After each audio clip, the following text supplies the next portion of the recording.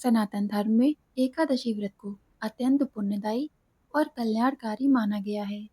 एकादशी तिथि भगवान श्री विष्णु को समर्पित है, जिनकी कृपा से जीवन के समस्त पाप नष्ट होते हैं, जीवन के कष्ट दूर होते हैं और घर में सुख शांति एवं खुशहाली आती है। माघ मास के कृष्ण पक्ष की एकादशी को षटतिला एकादशी मनाई जाती है। षटतिला एकादशी विशेष रूप से दान, धर्म, तप, करुणा का पर्व है। 2026 में यह पावन व्रत भक्तों के लिए अत्यधिक पुण्यदायी फल लेकर आएगा।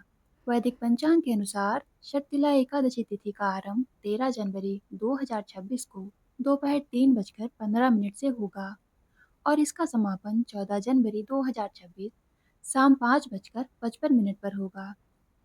हिंदू धर्म में उदया तिथि को मान्यता दी जाती है, इसलिए षटतिला एकादशी व्रत 14 जनवरी 2026 दिन बुधवार को रखा जाएगा और इस तिथि का समापन 15 जनवरी दिन गुरुवार को सुबह 7:15 से लेकर 9 बजे के बीच में किया जाएगा और इस व्रत का पारण 15 जनवरी दिन गुरुवार को सुबह 7:15 से लेकर 9 बजे के बीच में किया जाएगा। आइए अब जानते हैं षटतिला एकादशी का महत्व क्या है। षटतिला एकादशी का नाम ही इसके विशेष महत्व को दर्शाता है। षट अर्थात 6 और तिला अर्थात तिल। इस दिन तिल का 6 प्रकार से प्रयोग करने का विधान है। शास्त्रों के अनुसार भगवान विष्णु को तिल अत्यंत प्रिय है और इनका उपयोग करने से दरिद्रता का नाश होता है, पाप नष्ट होते हैं और सुख समृद्धि की प्राप्ति होती है। षटतिला एकादशी का वर्णन पुराणों में मिलता है। जो भी मनुष्य षटतिला एकादशी का श्रद्धा पूर्वक व्रत रखते हैं, तिल का दान करते हैं और भगवान श्री हरि का स्मरण करते हैं, उनके पूर्व जन्मों के दोष नष्ट हो जाते हैं। षटतिला एकादशी मन, वचन और कर्म तीनों स्तरों पर शुद्धि का पर्व है। आइए अब जानते हैं एकादशी व्रत में तिल का 6 प्रकार से उपयोग कैसे करें।